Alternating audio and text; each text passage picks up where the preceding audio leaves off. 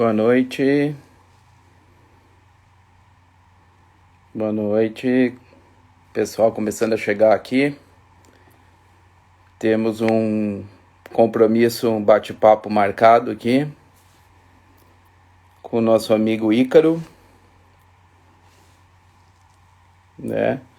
O doutor Ícaro vai solicitar para participar da live em pouco tempo e logo mais ele vai estar com a gente aqui para falar sobre acidente vascular cerebral, também conhecido como o novo nome diz, o acidente vascular encefálico, porque ele não pega só o cérebro, né? Ele pode pegar qualquer parte do encéfalo, tá? Então vamos aguardar o Dr. Ícaro solicitar aqui a entrada para a gente poder começar a conversar com ele. O pessoal vai chegando também aí, para a gente poder iniciar esse bate-papo de hoje aí, que é bem interessante, né?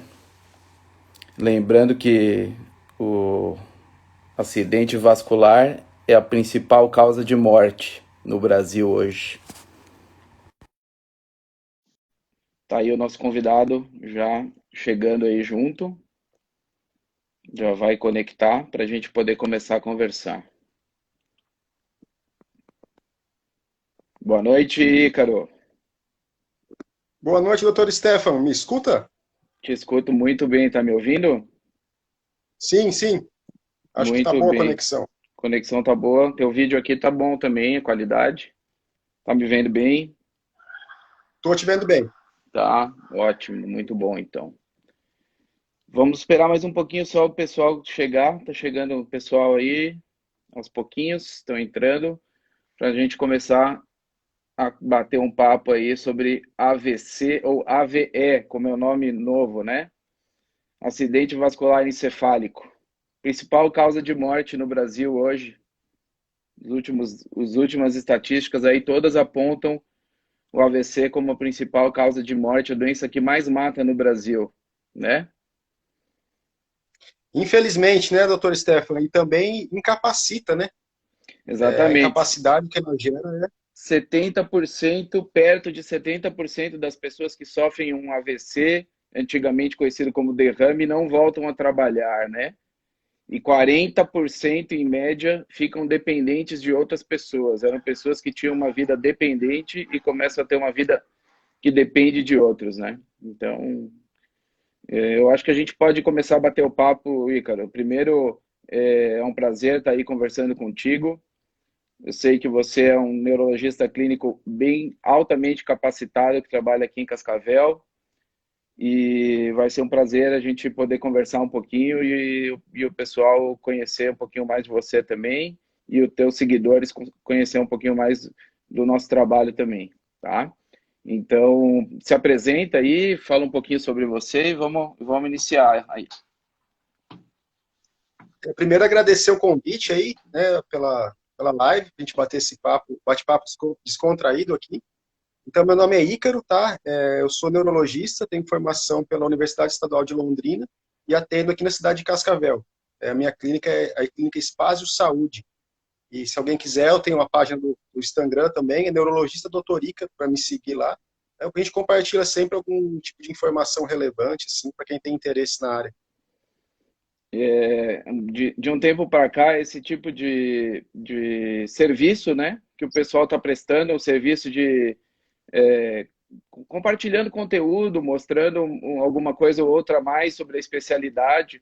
Acho que ajuda muito o pessoal que navega no Instagram aí, até a direcionar melhor o profissional, né? Saber com quem conversar, por quem procurar, eu acho que isso é bem importante. Mas então vamos lá para o tema aí, cara. Acho que vale a pena você dar uma introdução, porque Uhum. o acidente vascular cerebral é muito prevalente, né? Muito prevalente, muito incapacitante, e eu acredito que dentro do nicho hospitalar, na área de atuação hospitalar do neurologista, seja a principal causa de internação também e a principal causa de morbimortalidade, né? tanto de sequela neurológica quanto de óbito que o neurologista está acompanhando, né? E esse paciente, uma vez que ele tem uma isquemia ou uma hemorragia cerebral, ele provavelmente vai ser um paciente que vai perdurar em tratamento neurológico, de neuroreabilitação, muitas vezes com o cardiologista junto, por um longo período. Ele deixa de ter uma doença aguda, né, o AVC, e ele torna um paciente que ele teve um acidente vascular cerebral e ele se torna um paciente crônico, pelas doenças pré-existentes e também pelo segmento que ele vai fazer, né? Com certeza, o AVC, né, figura como a principal causa, né, de morte e de incapacidade também, né? E ele não afeta só a população idosa, como muita gente acredita. Ele não tem idade para acontecer o AVC, né? Tem AVC em jovens, em crianças, em adultos e em idosos. Lógico, ele é muito mais comum na população idosa. E ele se divide em dois tipos, né? O acidente vascular cerebral isquêmico, que é quando falta sangue para irrigar alguma parte do cérebro, essa parte morre, e o hemorrágico, que é quando o sangue extravasa por um rompimento de algum vaso, e esse extravasamento de sangue causa interrupção do alimento do cérebro, né? Então, nos dois você perde massa encefálica, com isso você tem os déficits que a pessoa pode apresentar e levar para o resto da vida. Né? Quer comentar um pouquinho sobre o hemorrágico, doutor Esther? Que é o que mais você cuida? Antes disso, Ícaro, o interessante aí é que o pessoal está acostumado com aquele jargão velho, né? O AVC é quando paralisa um lado do corpo, entorta a boca. A gente sabe que isso é o sintoma, é o déficit neurológico mais comum, né? Que aparece mais. Mas aproveitando o gancho do que você estava falando, o acidente vascular cerebral, o isquêmico, ele é uma falta de irrigação sanguínea para o cérebro, e o acidente vascular hemorrágico, ele é uma lesão no vaso, seja uma ruptura no vaso, seja uma microfissura que causa uma hemorragia dentro do tecido cerebral. E o sintoma que ele vai mostrar para o médico, ou até para o familiar que está em casa lá, de repente o familiar dele começa a sentir uma fraqueza do lado do corpo, ou começa a entortar a boca, ou começa a ter um formigamento, ou tenha uma alteração no equilíbrio, uma alteração na coordenação motora, coisa súbita, né? Então, o interessante disso é que, dependendo da área do encéfalo que essa lesão vai estar, nós vamos ter um tipo de sintoma. Então, assim, existem os sintomas clássicos, né, do AVC, mas existem os sintomas que simulam outras doenças, né, e que quando são súbitos a gente começa a pensar no AVC. Às vezes uma alteração visual, já vi inúmeras vezes o paciente com uma alteração visual súbita, começou a diminuir a acuidade visual. O paciente estava enxergando bem e rapidamente, de um momento para o outro, ele começa a perder a acuidade visual. Então, é uma doença que pode se apresentar de muitas formas, né? E que, num primeiro sintoma, o familiar às vezes pode não ter aquela atenção, diz que está perdendo a visão, mas isso aí já é antigo, ou isso aí já deve ser de um tempo para cá. E às vezes a pessoa está tendo um AVC no lobo occipital, por exemplo. Está tendo uma perda súbita de visão, e principalmente no hemorrágico, né? O hemorrágico, ele tende a ser mais agressivo, mais grave, com um prognóstico pior, levando mais ao óbito e podendo também necessitar de um tratamento cirúrgico mais rápido do que uma lesão isquêmica, né? Então... Essa questão do déficit súbito é bem importante, né, doutor Stefano? Porque muitas vezes os familiares, os pacientes não valorizam isso, né? Acham que vai melhorar, ficam esperando em casa que vai melhorar o sintoma. Né? Então, assim, qualquer sintoma neurológico, na verdade, que seja súbito, ele pode ser causado por um AVC, né? Então, perda de fala, formigamento de um lado do corpo, paralisia de um lado do corpo, alteração visual, né? Uma tontura súbita também. Dificuldade de deglutição também. Então, é uma gama muito grande de sintomas. Né? que qualquer área do cérebro pode ser acometida. Não, imagina uma tontura súbita. É uma coisa que pode simular uma doença labiríntica, por exemplo. Um paciente de meia idade que já teve umas crises de labirintite e de repente tem uma crise nova de tontura. É muito difícil alguém pensar, não, isso é uma isquemia cerebral ou é uma hemorragia cerebral, né? Às vezes até um profissional pode ser enganado numa situação como essa. Então, assim, Ícaro, eu acho que a gente escuta muito em qualquer palestra, em qualquer congresso, em muitos papers que estão falando sobre acidente vascular cerebral, uma frase que para a gente que trabalha com neurologia, neurocirurgia, é um jargão, mas é interessante a gente falar isso para o público em geral, para o público em geral ter esse alerta. O que a gente escuta muito é a seguinte frase: tempo é cérebro. Com certeza. Certo?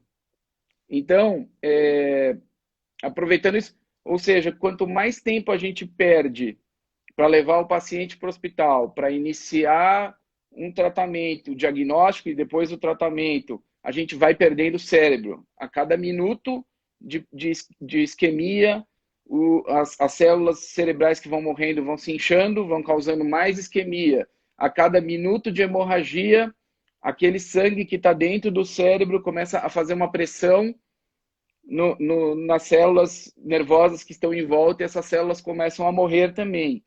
Então, aproveitando essa fala, com esses sintomas iniciais, sabendo que o tempo é um fator assim crucial tanto no desenvolvimento de sequela, quanto no manejo do tratamento, quanto na futura reabilitação, a minha pergunta para ti é: como neurologista olha para aquele paciente que está chegando na sala de emergência, ou quando o clínico do pronto-socorro pediu para o neurologista vir ver o paciente, quais são os parâmetros que ele usa, quais são os exames que ele pede, o que ele faz na emergência, nos primeiros momentos que um paciente chega no hospital com uma hemiplegia, com metade do corpo paralisado, por exemplo.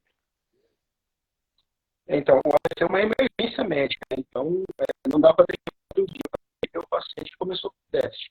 E ele também não pode esperar outro dia para ir no hospital. A partir do momento que ele começa a sentir algum sintoma que possa ser um AVC, né, como a gente já explicou os sintomas, ele tem que dirigir imediatamente ao hospital. Porque a cada segundo, milhões de pessoas estão morrendo pela falta de irrigação, pela falta de alimentação das células. Né? E a gente, como neurologista, até 4 horas e meia depois que começam os sintomas, a gente tem um medicamento que a gente consegue fazer, né, no caso do acidente vascular isquêmico, que ele tenta abrir o vaso, ele tenta reverter esse déficit. Né? Então, por essas 4 horas e meia é um tempo precioso para a gente. Isso no caso do isquêmico. No caso do hemorrágico, o risco de complicações, né, a cada segundo vai aumentando as complicações que ele pode ocorrer. Então, não dá para esperar. Né? E esse paciente, a partir do momento que ele chega, ele precisa de uma sala de emergência, ele tem que ser monitorizado, feito uns exames laboratoriais básicos nele e uma tomografia. Né? Isso a gente já define se é isquêmico ou se é hemorrágico. E a partir daí a gente parte para o tratamento, tanto isquêmico quanto hemorrágico. Né? No isquêmico, como eu falei, a gente tem medicamentos que a gente pode usar para tentar abrir o vaso que está ocorrido. Né? E no hemorrágico a gente tem medidas para evitar que o sangramento continue. Em alguns casos é realizada cirurgia também no hemorrágico, não é urgência. Então, assim, é importante a gente entender que realmente tempo é cérebro, né? 4 horas e meia para a gente dar uma conduta pode ser muito tempo, né?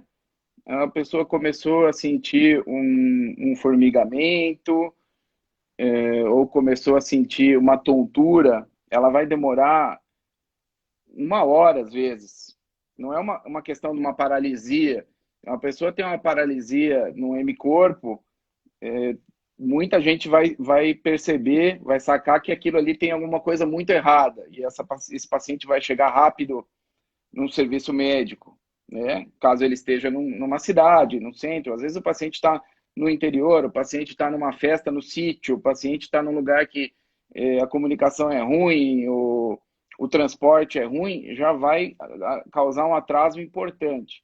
Mas considerando que o paciente tem um sintoma mais leve, uma tontura, e nesse começo de tontura ele esteja isquemiando o cérebro, voltamos para a frase do jargão, tempo é cérebro. A cada minuto, essa pessoa está perdendo célula nervosa, né? Então, assim, 4 horas e meia a gente pode pensar, não, 4 horas e meia é muito tempo, dá tempo de fazer muita coisa. Mas não é bem assim. Uma pessoa começa a sentir uma tontura, ela está jantando, ela fala, isso aqui não é nada, eu vou deitar um pouquinho, eu vou esperar melhorar. Nisso já se passou 1 hora, se passou 1 hora e meia, a pessoa vê que não está melhorando ou começa a piorar. Então, essas 4 horas e meia que o Ícaro está falando é uma das coisas mais importantes, porque, se não me engano, Ícaro, 2, 3 anos, 1 ano e meio, 2 anos atrás, se falava em 6 horas. Não é 6 isso? horas. Hoje já se fala em 4 horas e meia. Por quê? Porque se vê que o dano celular, em estudo de espécime, estudo de cérebro de pessoas que morreram, se faz um estudo patológico e se vê que as células vão morrendo mesmo. Então, essas 6 horas já viraram 4 horas e meia. E o pessoal continua batendo ali. Tempo é cérebro, tempo é cérebro. Essas 4 horas e meia daqui um pouco vai baixar, vai virar 4 horas, vai virar 3 horas e meia. Enfim, um sintoma neurológico. Eu acho que a principal mensagem que a gente tem que deixar aqui seria essa. Você está em casa, um familiar teu, seu pai, sua mãe, seu avô, seu tio, iniciou um sintoma neurológico e rapidamente piorou, você já tem que Na hora, acender, você tem que acender a lanterna vermelha. Um sintoma neurológico grave súbito, lanterna vermelha, carro hospital. Porque o neurologista que vai te ver no pronto-socorro vai tentar fazer o que o Ícaro estava contando, vai tentar salvar o cérebro, vai tentar abrir o vaso através de medicação, retornar o fluxo sanguíneo cerebral para menos célula cerebral morrer. Ou, no meu caso, o cirurgião. Se tem uma hemorragia pequena, logicamente nós vamos observar, nós vamos tentar não ser agressivo. Mas se tem uma hemorragia grande, se é uma hemorragia, os AVCs hemorrágicos a gente divide principalmente em dois fatores. O AVC hemorrágico que está intracerebral e o sangramento que está abaixo das membranas da aracnoide, subaracnoídeo. Nesse sangramento subaracnoídeo, a gente acaba entrando num outro capítulo da neurocirurgia, que são os aneurismas e as malformações arteriovenosas cerebrais, né? Mas voltando ao mais comum, nas hemorragias pequenas, o neurocirurgião também vai tentar ser conservador, vai tentar proteger o cérebro do doente, vai tentar fazer com que aquele cérebro sofra menos. Quando a gente tem uma hemorragia de grande monta, uma hemorragia que faça um efeito de massa e que esteja fazendo o cérebro como um todo sofrer, o neurocirurgião vai optar por evacuar aquele sangramento, tá? É uma decisão muitas vezes difícil, porque nesses casos a gente já tem um paciente com sérias sequelas, com um risco de prognóstico grande, né? Então, o que fica desse recado inicial aí é principalmente o déficit neurológico súbito. Muitas vezes, Ícaro, eu até queria que você falasse um pouquinho mais sobre as alterações da linguagem, que são muito comuns também. Como é que se observa essas alterações. alterações da linguagem? Então, assim, o AVC, quando ele acontece do lado esquerdo do cérebro, na maioria das pessoas, que é a área da linguagem, ela pode evoluir com alterações súbitas de linguagem, que a gente chama de afasia, né? E tem vários tipos, nomes técnicos, que não vem no caso a gente comentar aqui, mas como o paciente apresenta? Ele pode se apresentar falando palavras desconexas, né? Ele pode se apresentar falando poucas palavras, uma fala entrecortada, não conseguir emendar as frases, no caso. Ou ele pode apresentar totalmente confuso. Assim, se você pergunta uma coisa, ele responde outra. Né? Outra alteração comum também é a chamada disartria, né? Que o paciente ele fala como se estivesse bêbado, vamos dizer assim. Né? Aquela fala mais enrolada, é difícil de compreender. tanto a afasia quanto a disartrite são muito comuns como sintoma inicial de AVC e indicam até uma gravidade maior, porque quer dizer que o hemisfério esquerdo está sendo comprometido, né, só para tipo de informação, o hemisfério esquerdo ele é o principal hemisfério, né, 97% da população, porque nele está a área da linguagem. Então, mais um alerta nisso. E só para complementar a questão do tempo, a gente fala 4 horas e meia, mas quanto mais rápido, melhor. Né? Em 1 hora é muito melhor que em 2. Em 2 é muito melhor que em 3. Né? Em 3 é muito melhor que 4 horas e meia. Então, assim, se o paciente conseguir chegar em 10 minutos no hospital, muito melhor do que ele chegar em 3, 4 horas. Né? Porque não é raro a gente ver o paciente ficar esperando, né? Melhorar, melhorar, melhorar. Aí chega assim 4 horas, 4 horas e meia, às vezes 5 horas. Né? Às vezes por meia hora ele perdeu esse tempo que é precioso para a gente. Legal. Acho que agora a gente podia pedir para o pessoal mandar pergunta. Quem tiver interesse em fazer pergunta, a gente vai tentar deixar um pedacinho, um tempinho aí, 5 minutos, para se alguém tiver alguma dúvida. Outra coisa que eu queria conversar contigo. Nós recebemos geralmente dois picos de casos. O caso agudo, que é o que a gente estava falando até agora, né? E muitas vezes aquele paciente que teve o AVC, né? Foi internado, às vezes foi um AVC pequeno, às vezes ficou com um déficit pequeno, ou mesmo tendo um déficit maior, esteve internado por um tempo, acabou se reabilitando, recebeu alta, foi para casa, e depois que ele recebeu essa alta, ele vai procurar o especialista, tá? Então, assim, esse tipo de paciente, eu costumo ver em duas frentes, né? A frente causa, que às vezes a causa não foi estabelecida durante o internamento, o paciente teve um acidente vascular, mas não sabe nem o porquê, tem fatores de risco, mas não se sabe exatamente a causa. E, no outro lado, a parte de reabilitação, que é uma coisa assim também importantíssima da gente tá conversando. Como é que você tria, como é que você faz esse atendimento inicial visando esses dois movimentos do paciente? O paciente buscando a causa, quais exames você pede para saber isso? Você pede para o cardiologista ver, você pede quais exames e como é que você inicia essa reabilitação do paciente? A primeira coisa, quando o paciente chega para mim, que é um paciente que eu não conheço, né, por exemplo, que teve algum outro hospital e depois me procura, é tentar saber a causa do AVC. O ideal é que todo paciente seja investigado internado, né, a causa do AVC. Tá? Na internação que ele tem pelo quadro súbito, ele já seja investigado. Nem sempre a gente consegue isso, então muitas vezes a gente faz no consultório. Né? Então, como que a gente começa a procurar, né, a causa? Tem os fatores de risco para o AVC, né? A primeira coisa. A idade do paciente. A idade é um fator de risco. Né? Então, os mais velhos têm muito mais AVC que os mais jovens, embora os jovens possam ter também. Com outras causas, mas tem. Né? Outros fatores de risco. A hipertensão arterial sistêmica, o diabetes, né? O colesterol alto. Né? Algumas doenças hematológicas também podem causar, né? Como as trombofilias. Doenças cardíacas também podem causar, arritmias cardíacas. Outra causa bem comum também são obstruções nas artérias carótidas, né, que essas irrigam o cérebro. E se elas têm algum tipo de obstrução, esse trombo pode se dirigir até o cérebro e causar uma interrupção do fluxo. Então, basicamente, para todo paciente que teve um AVC, no caso isquêmico, a gente pede um ecocardio do coração, né, um eletro do coração, um holter de 24 horas do coração para monitorizar esse paciente com arritmias e faz uma investigação de vasos cervicais. A princípio, com um Doppler cervical já é suficiente na maioria dos casos. Em alguns, a gente até aprofunda um pouco mais com exames como ressonância e tomografia cervical.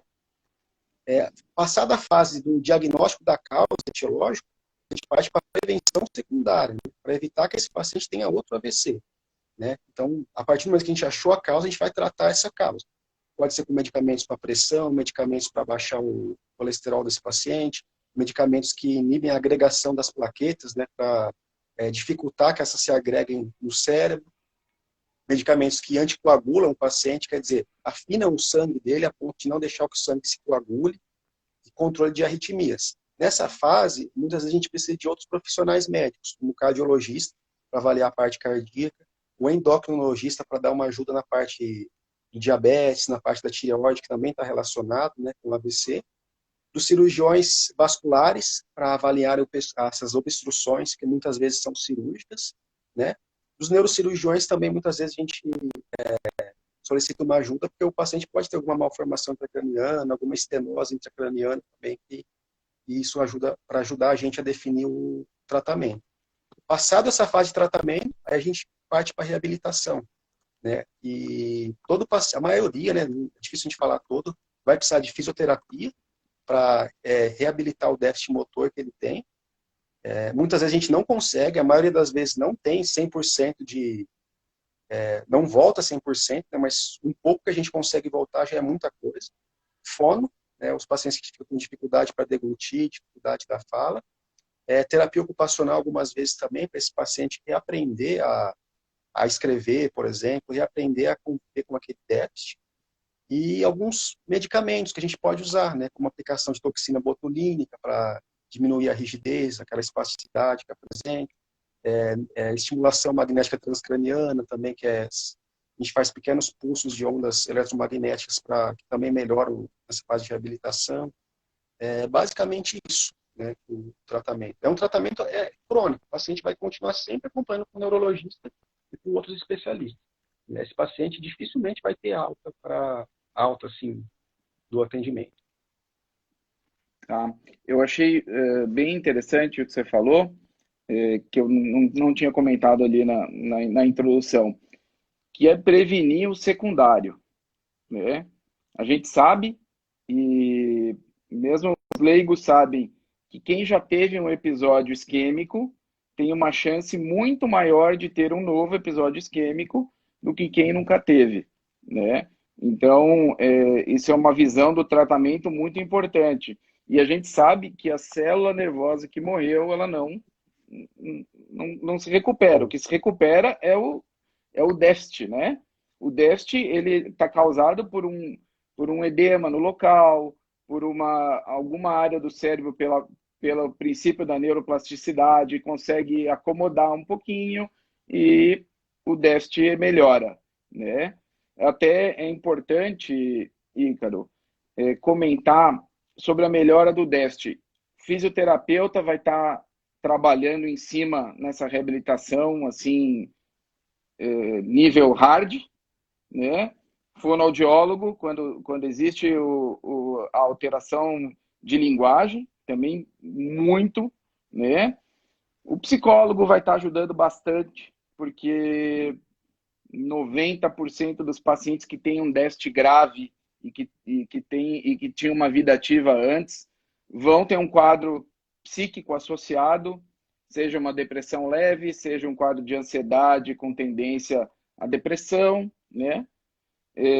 O educador físico vai estar ajudando também, muitas vezes o fisioterapeuta, né? E o nutricionista às vezes também entra nessa, tá? Não pela questão da deglutição, mas também às vezes o paciente passou muito tempo internado, o paciente teve uma perda ponderal importante, o paciente precisa corrigir peso, precisa ganhar, precisa perder. Existem todas essas situações importantes. Então, uma coisa muito legal que você falou é prevenir o secundário, porque aquele já aconteceu, né? Isso é uma coisa que é importante as pessoas terem em mente isso. O neurologista vai trabalhar para que você não tenha um novo episódio e vai tentar descobrir a causa desse primeiro episódio. Se ela é uma causa cardíaca, se ela é uma causa do vaso que está acometido, etc. Mas ter essa visão, prevenir o secundário, né? E a fase de reabilitação, que é extremamente importante. Eu estava vendo um gráfico numa aula esses dias que estava mostrando reabilitação. Muita perda no tempo zero, né? E muito ganho de função perto de 4 a 6 meses, né? Depois de 6 meses, normalmente você tem um platô, que é uma manutenção dos ganhos, ou manutenção das perdas, na verdade é a mesma coisa, com um pouquinho de ganho ou um pouquinho de perda também, tá? O que você tem observado nessa questão de reabilitação, com a ajuda dos profissionais? Vamos dar o destaque aqui para o fisioterapeuta, que ele é o mais importante do ponto de vista da função motora, e para o fonoaudiólogo do ponto de vista da função de linguagem. Mas como é que você tem visto essa curva de recuperação? Minha experiência bate mais ou menos com isso, 4, 6 meses, e depois a recuperação ela é muito mais lenta ou muito mais dificultosa, né? Como é que você tem visto isso na tua prática clínica? Os dados estão esses mesmos, viu, doutor Steph? Os primeiros 4 ou 6 meses, assim, é onde a gente tem que batalhar para tentar melhorar o déficit, né? Melhorar a perda que o paciente teve. Que a partir disso fica bem mais lento, assim, se não se estabiliza, né? Então, eu sempre bato nessa tecla com os pacientes. Você teve o AVC. Então, a gente vai ter que correr atrás disso agora. Então, fisioterapia para amanhã já. Não dá para esperar o plano autorizar, esperar sair pelo SUS, não dá. Infelizmente, não. Isso eu considero uma urgência, esse atendimento fisioterápico do paciente pós-AVC. Porque quanto mais ele espera, mais vai ser o déficit que ele vai carregar para o resto da vida dele. Né? Muitas vezes são pacientes jovens, 60 anos, 50 anos, que vão ter mais 30, 40 anos de vida com esse déficit. Então, não dá para a gente esperar. Tem que ser o mais rápido possível, o mais intensivo possível também. Né? São essenciais na reabilitação. Eu até falo para alguns, se você tiver que escolher entre ir uma consulta comigo ou fazer a sessão de fisioterapia na próxima semana, você pode fazer a sessão de fisioterapia, porque é essencial, né? Não tem como abrir mão disso. Outra coisa importante nesse tópico aí é sobre as técnicas e devices modernos de reabilitação, né?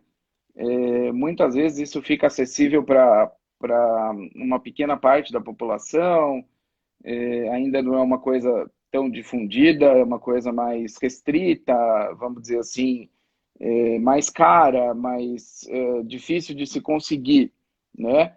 Mas o que que você tem para contar para o pessoal assim que tem de uso de prótese, é, controle de espasticidade, o que tem de novo aí nesse campo da reabilitação? O que tem de moderno nisso hoje? Então, assim, ó, vamos falar dos mais simples para os mais complexos. Né? O que a gente tem de mais simples? São as órteses, né, que são o paciente utiliza para melhorar aquele déficit que ele tem, para ajudar no dia a dia, né? A gente chama de órteses. Aplicação de toxina botulínica, são injeções que a gente faz naquela parte do corpo que perdeu a função, mas que muitas vezes fica dolorida, o músculo fica bem contraído, assim. Isso impede até o atendimento da fisioterapia, né? Dificulta bastante. Então, a gente faz essas aplicações da injeção e ele começa a soltar o músculo, né? Não volta o movimento, mas solta o músculo que ajuda na reabilitação e na fisioterapia. Tem alguns dispositivos, como algumas canetas adaptadas para o paciente escrever, alguns sapatos também adaptados para o paciente, né? São os mais simples, no caso, esses daqui.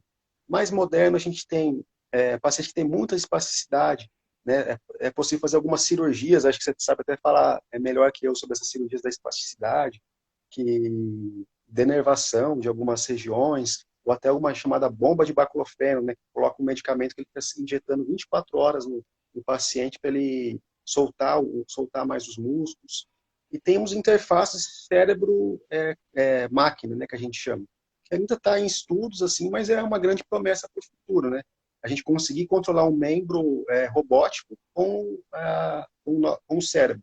Né? Isso tem vários estudos na área, nada que a gente usa na prática ainda, mas é uma grande promessa para o futuro. Tratamento com células-troncos também entra nessa parte, mas também é só estudos, né? Não há uso na prática ainda. Existem muitos centros fora do Brasil, principalmente, de neuroreabilitação, né? E desses centros são feitos pesquisas de diversos devices, diversas integrações já entre corpo e máquina, né? Isso está se tornando assim, era muito futurista há 10 anos atrás, de repente até 5 anos atrás, vamos colocar assim, e hoje dentro da pesquisa a gente já vê alguns devices funcionando, né? Implantes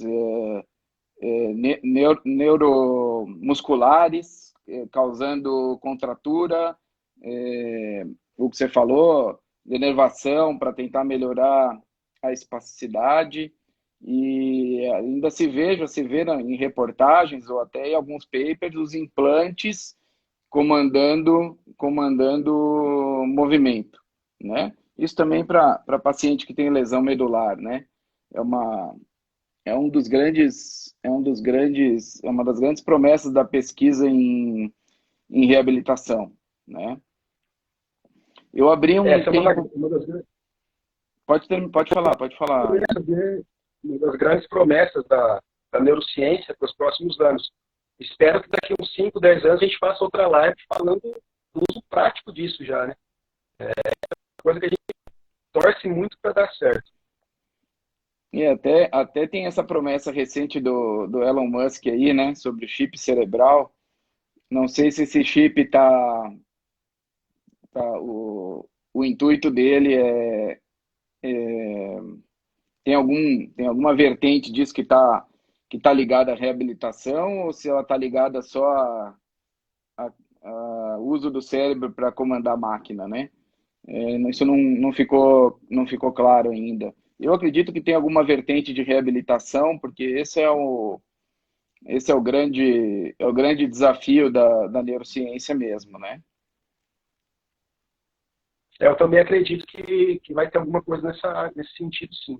Tem o Dr. Miguel Nicoleles também, que é brasileiro, que trabalha muito nisso. Ele prometeu para os próximos 10 anos, assim, isso tornar prático. Né? Estamos aguardando.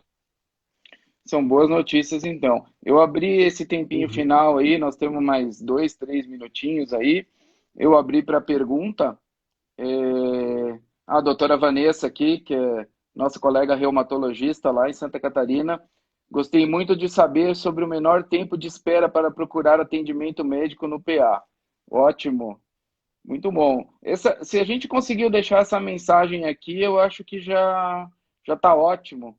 O pessoal realmente tem que saber que o tempo é cérebro, que o sintoma muitas vezes tem uma isquemia por trás ou uma hemorragia, que seja, e está causando dano cerebral. Quanto antes esse paciente for assistido, for receber um aporte de oxigênio, receber a hidratação e começar a ser investigado, melhor vai ser ele lá no futuro, daqui 6 meses após a reabilitação, melhor ele vai estar. Tem uma pergunta aqui sobre... acho que a pessoa não estava no comecinho da conversa. Vamos repetir aqui. A pessoa, ou ela ouviu e ficou assustada, sobre faixa etária, né?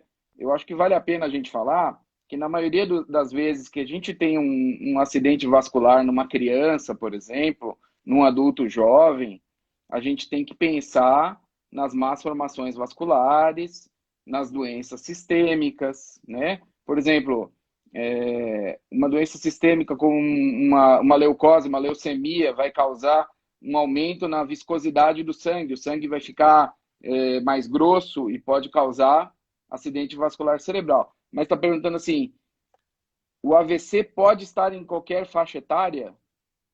Responder aí, Ícaro. Pode estar em qualquer faixa etária. Ele é mais comum nos idosos, acima de 60 anos, 65 anos. Né? Abaixo de 60 anos, a gente considera AVC no jovem já. Embora 55 anos, 50 anos, a gente considera como AVC na faixa etária jovem. Né? E nas crianças também. As causas, é lógico, são bem diferentes, né? Mas o AVC, o mecanismo é bem semelhante. E o jovem, quando ele tem um AVC, o risco de complicações é bem maior, porque o cérebro dele já é um cérebro, não está diminuído, né? É um cérebro que tem um tamanho normal. Então ele começa a inchar e não tem para onde ele ir esse cérebro. Então a chance de complicar isso é muito grande. Embora o paciente jovem ele tenha uma chance maior da reabilitação, né? Mas a chance de complicações na fase aguda são maiores no jovem. A gente sempre, o cirurgião sempre usa aquela também, aquele velho teorema. O crânio é uma caixa fechada, né? E numa isquemia, muitas vezes no jovem, o cérebro quer inchar, ele reage à falta de sangue e à falta de oxigênio. A célula incha, o cérebro incha como um todo. Então, o cirurgião, às vezes, é chamado porque tem um paciente com uma isquemia recente e com uma piora neurológica, um rebaixamento de nível de consciência que está se agravando, e acontece o quê? Começa a inchar o cérebro. A caixa do crânio está fechada. Você vai ali para dar espaço para esse cérebro. Você acaba fazendo uma craniotomia, retira uma porção do crânio para deixar o cérebro se acomodar. Exatamente. Os pacientes jovens, eu sempre chamo o neurocirurgião para estar junto desde o início. Porque é essencial esse tempo da craniotomia, né? Isso não dá para esperar. Então, a partir do paciente que chega, eu já chamo o neurocirurgião para estar junto comigo aí no caso. Uhum. Bom, eu acho que foi um papo bem produtivo aí, Ícaro. Te agradeço muito ter aceitado o nosso convite, tá? Eu acho que bem esclarecedor. Para quem tinha dúvidas sobre o que é o acidente vascular, tinha dúvidas sobre como é que ele se apresenta, o manejo dele, eu acho que a gente conseguiu dar um pouquinho de esclarecer um pouquinho isso aí. E provavelmente em breve nós vamos estar falando sobre outros assuntos também, certo? Vamos estar falando sobre outras doenças neurológicas aí, principalmente as mais comuns, para ajudar, para passar informação. Eu acho que o intuito disso aqui é a gente conseguir passar informação. Espera um pouquinho, eu tenho uma. Como radiologista, Rodolfo, meu amigo Rodolfo. Como radiologista, infelizmente, vemos pacientes buscar auxílio médico após muitas horas de paralisia. Perde-se muitas oportunidades de trombólise. Tínhamos que ter informação em massa da urgência de busca ao pronto-socorro. O Rodolfo, em um parágrafo aí, resumiu praticamente tudo que a gente falou, né? Obrigado, Rodolfo. Obrigado aí por estar acompanhando aí. E o que você falou é perfeito, né?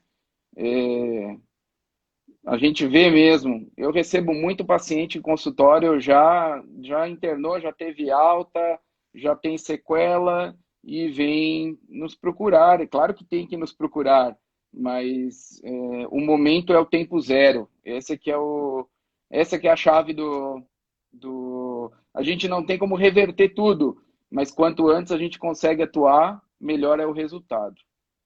Ícaro, você quer fazer alguma consideração final aí? É exatamente isso. Acho que a mensagem da live é bem essa, né? O tempo e o alerta para os sintomas, né? Isso é de extrema importância. Se o pessoal que viu a live sair daqui sabendo isso, já está de bom tamanho. Se puder passar isso para os amigos, conhecidos também, para a gente diminuir esses pacientes com grande capacidade. Quanto mais a gente atende cedo, maior a chance de recuperar isso aí. Eu estou à disposição também para se alguém que viu, que tiver alguma dúvida, pode mandar para mim no Instagram, a gente vai responder. E logo a gente vai fazer outras lives, né, doutor Stefano, para falar de outros temas comuns em neurologia e neurocirurgia, fazer essa Com certeza. interface neurologia e neurocirurgia, com o intuito de informação mesmo, né, passar informações básicas, se alguém tiver alguma dúvida também, já esclarecer. Agradeço o convite mais uma vez. Perfeito, Ícaro, obrigado. Eu quero só comunicar ao pessoal aí que na próxima terça-feira nós vamos estar com a doutora Vanessa, reumatologista. Vamos estar falando sobre dor lombar, que também é um assunto aí que todo mundo na família já tem alguém que tem dor lombar. Então, obrigado aí. Um abraço, Ícaro. Muito obrigado pelo teu tempo aí, pela tua disposição e vamos conversando. Grande abraço, doutor Stefano. Boa noite, obrigado. Valeu. Boa noite.